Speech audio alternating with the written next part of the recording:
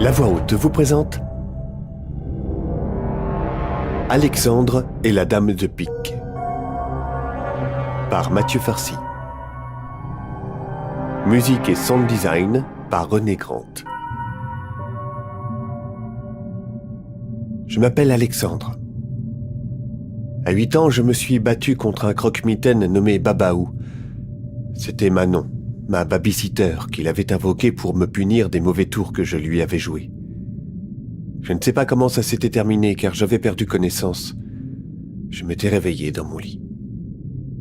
Ce que je sais, c'est que je conserve encore les cicatrices de cette rencontre.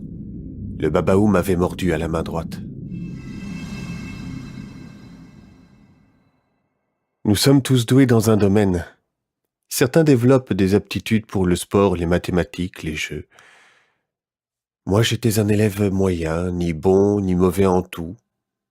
Je ne me trouvais rien de spécial.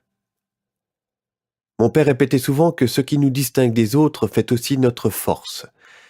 Par exemple, certains savent chanter, danser, écrire, ont un regard différent sur le monde.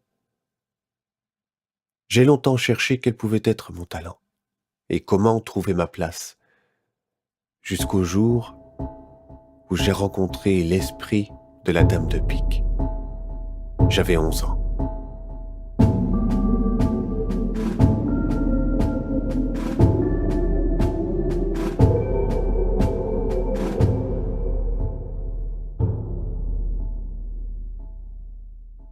Tous les ans, pendant les vacances de la Toussaint, les forains s'installaient en ville et nous attiraient avec leurs manèges sensationnels, leurs jeux, leurs sucreries.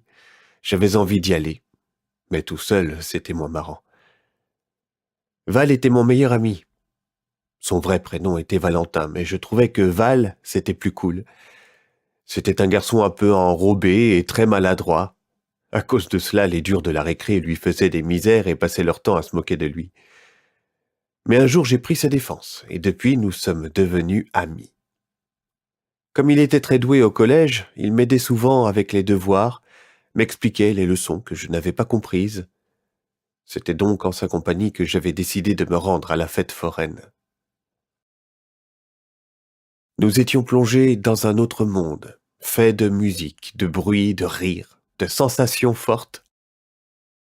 Alors que les attractions les plus spectaculaires se présentaient à nous, Val voulut se mesurer au Palais des Glaces.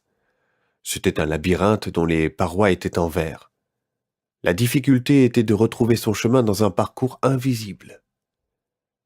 Je trouvai le premier la sortie. Tout fier, j'allais montrer à Val que j'étais déjà dehors. Il s'écria « C'est par là la sortie !» en me montrant du doigt et prit son élan dans ma direction.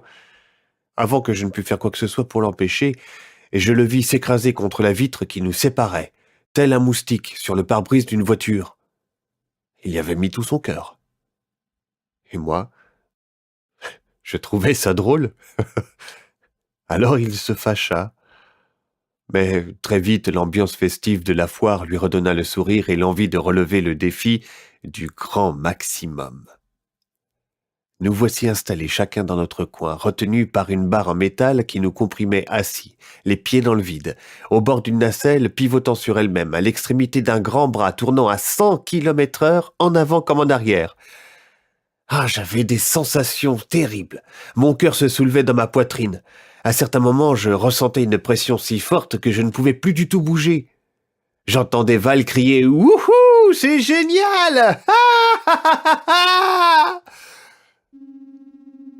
Puis tout d'un coup, plus rien. Aucun son, aucun cri.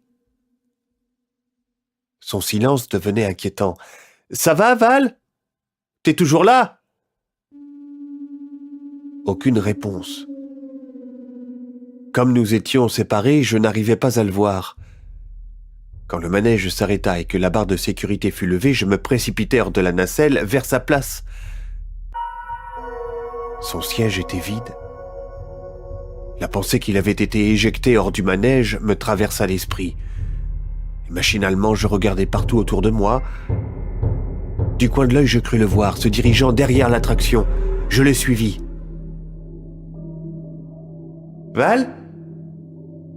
Tu es là, Val? C'est moi. Réponds, s'il te plaît. J'arrivais prudemment au coin du manège, vers une zone sombre dans laquelle étaient entreposés des câbles électriques, des outils et les caravanes des forains. Val, c'est pas drôle, tu sais. Val? Après un court silence, j'entendis un énorme et le bruit visqueux d'une matière qui se répandait sur le sol. Bah, j'avais pas envie de voir ça.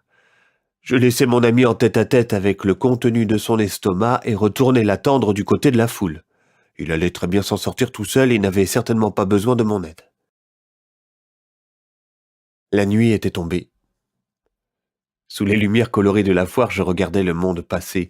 Il y avait des couples qui se tenaient par la main, des groupes d'amis qui rigolaient ensemble, d'autres qui se photographiaient avec leur smartphone, des familles avec des poussettes et des enfants qui portaient fièrement une énorme peluche gagnée à la loterie ou un jouet attrapé à la pêche au canard.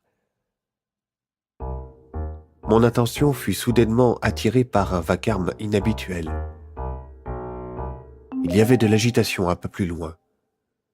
Puis j'entendis un homme crier « Va-t'en et que je ne te revoie plus jamais ici !» Puis une jeune fille, à peine plus grande que moi, courut dans ma direction, manifestement troublée. Ah, comme elle me semblait belle. Elle avait le teint légèrement hâlé, de longs cheveux bruns attachés en queue de cheval, de grands yeux verts clairs, magnifiques, bien que rougis par l'émotion. Ce qui m'avait frappé aussi, c'était ses vêtements. On aurait dit qu'elle portait un jean sous 3 ou 4 robes très colorées et portées les unes par-dessus les autres. Elle avait des baskets blanches et une doudoune noire un peu grand qui lui faisait comme un cocon autour du buste. Dans sa fuite, elle me heurta. J'entendis quelque chose tomber par terre.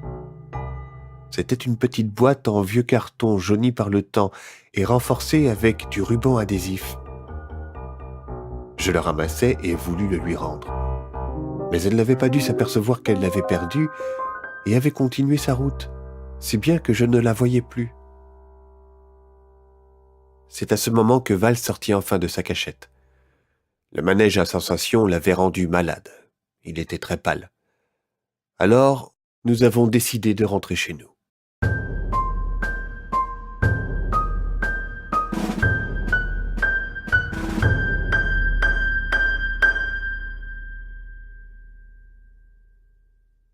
Le soir, avant de me coucher, j'entrepris de regarder plus attentivement le paquet en carton. Je le mis sur mon bureau et approchai ma lampe pour mieux voir. Le paquet semblait très vieux. Il y avait un prénom écrit au crayon à papier, Lisa. Et sur le côté, une étiquette plus récente indiquait « Librairie du Lotus ». Avec beaucoup de précaution, je sortis le contenu. C'était un jeu de cartes dépareillé. Certaines étaient très vieilles, jaunies et cornées. Celles qui complétaient le jeu étaient plus récentes. D'autres avaient été redessinées sur du papier cartonné. Sur celle-là, je trouvais des symboles. Ils représentaient une étoile dans un cercle, le tout contenu dans un autre cercle plus grand, et des lettres tout autour. Sur une autre carte, une femme brune était représentée. Elle portait une longue chevelure brune coiffée en chignon. Elle apparaissait avec le dessin d'un cœur noir dessiné à l'envers. En bas de la carte, je lisais à voix haute cette inscription. « Venite ad me, animam tuam, et humiliare voluntatem mea ». Aussitôt après, ma lampe se mit à scintiller en faisant un bruit électrique, et je sentis comme un courant d'air frais souffler sur ma nuque. Puis la lampe se remit à fonctionner normalement. Je décidai donc d'arrêter là mon inspection et ranger les cartes dans leur paquet avant de me mettre au lit. Au moment où j'éteignis ma lampe de chevet, je vis une ombre debout dans ma chambre, en face de moi. Comme j'avais encore l'interrupteur dans ma main, je rallumai vite la lumière. Plus rien. Je jetai un œil du côté de ma fenêtre pour voir si cette ombre pouvait être celle d'un jouet projeté par le lampadaire de ma rue. Rien. Alors j'éteignis de nouveau la lumière pour voir. L'ombre s'était déplacée. Elle n'était pas projetée contre le mur de ma chambre, non, elle se tenait debout contre le pied de mon lit. J'eus un sursaut et allumai ma lampe à nouveau. Elle disparut encore. Je réalisai alors que j'étais sans aucun doute en présence d'un fantôme. Je me glissai sous ma couette, tourné du côté de mon chevet pour ne plus avoir à regarder vers le pied de mon lit et donc ne plus revoir cette ombre.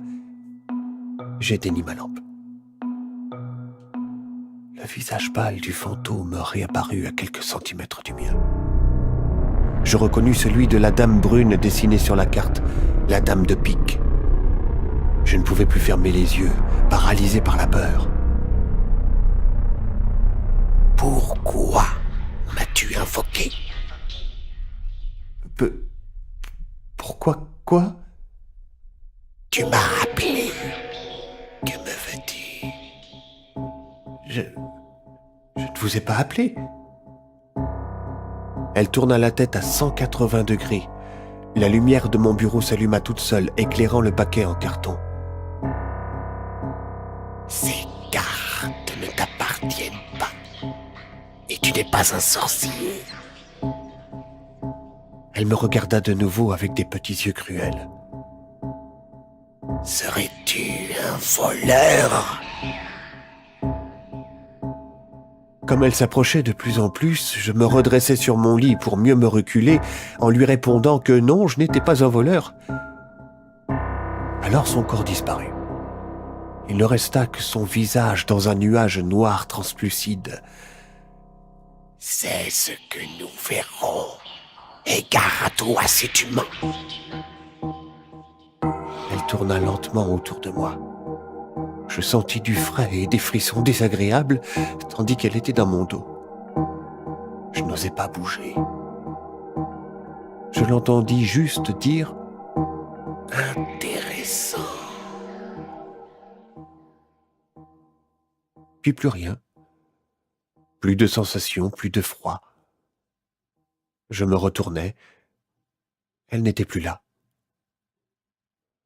Et soudain, un trait noir s'éleva du sol et se déploya, dessinant de nouveau son ombre, et son visage blanc réapparut.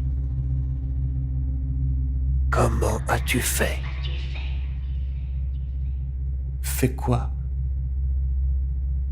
Tu portes les traces d'un combat avec le Babaou. Comment as-tu pu lui survivre ?»« Je n'en sais rien. » Elle tendit le bras. Une main se matérialisa devant moi. « Donne-moi ta main. » Avec hésitation, je lui tendis ma main droite. La sienne me saisit brusquement au poignet, me donnant une sensation de froid intense. Elle me tourna la main pour que j'expose ma paume vers le haut. Alors je vis une longue et fine aiguille apparaître. Et avant que j'eus le temps de faire un geste, elle se planta dans ma paume. Je sursautai et fermai mes yeux pour ne pas voir. Une grande lumière blanche rayonna soudain dans la chambre. Comme je ne ressentais aucune douleur, je rouvris mes paupières et regardai. Ma peau était devenue lumineuse. Elle irradiait toute la chambre. La pointe de l'aiguille s'était tordue sur ma main. Tu as le pouvoir des gardiens de lumière. Voilà pourquoi le Babaou n'a pas pu t'emporter. Redonne les cartes à son propriétaire et répète-lui ce que je viens de te dire. On se reverra bientôt, gardien de lumière. Elle disparut. Ma main redevint normale.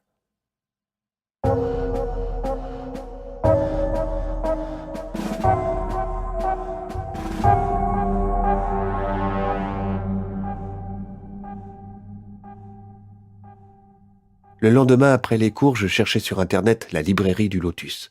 Elle existait toujours et se trouvait à quelques rues de chez moi. Je me demandais si j'avais raison d'écouter l'apparition et de rapporter ces cartes magiques. Même si j'avais très envie de revoir la jeune fille, j'avais peur de lui raconter ce que je venais de vivre, peur de paraître ridicule, mais peur aussi qu'elle soit malveillante. En retournant dans ma chambre, je trouvais posée sur mon bureau, à côté du vieux paquet en carton, la grande aiguille tordue de la dame de pique. J'irai donc à la librairie mercredi après l'école.